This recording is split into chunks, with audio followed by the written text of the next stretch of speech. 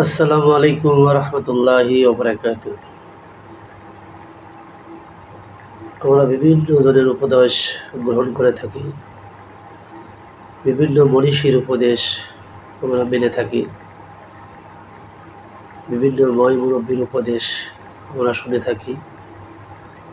তো আমরা আজকে জানব রাসূল করিম সাল্লাল্লাহু আলাইহি ওয়াসাল্লামের 11টি বিশেষ উপদেশ।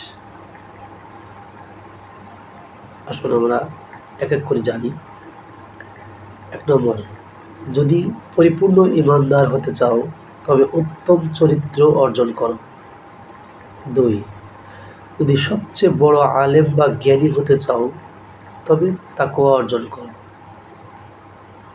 ৩, যদি সবচেয়ে বেশি সম্মান পেতে চাও তবে মানুষের নিকট হাত পাতা, অন্যের উপর ভরসা করা বন্ধ করে দাও।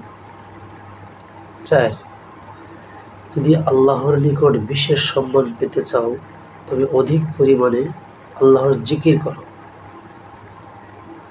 ৫, যদি রিজিকের প্রশস্ততা চাও তবে সর্বদা অজুর সঙ্গে থাকার চেষ্টা করো। ৬, যদি সমস্ত দোয়া কবুল হওয়ার আশঙ্কা করো তবে অবশ্যই হারাম থেকে বেঁচে থাকো।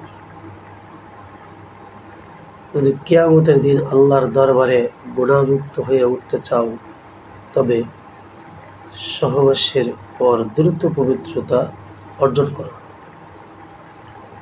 ৮, যদি কিয়ামতের দিন আল্লাহর নূর নিয়ে উঠতে চাও তবে মানুষের উপর জুলুম করা ছেড়ে দাও।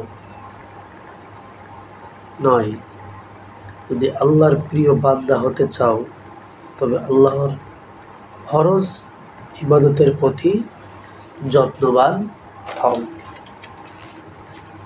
১০ নম্বরে, যদি জাহান্নামের আগুন নেভাতে চাও তবে দুনিয়ার বিপদ আপদে সবর করো, ধৈর্য ধারণ করো।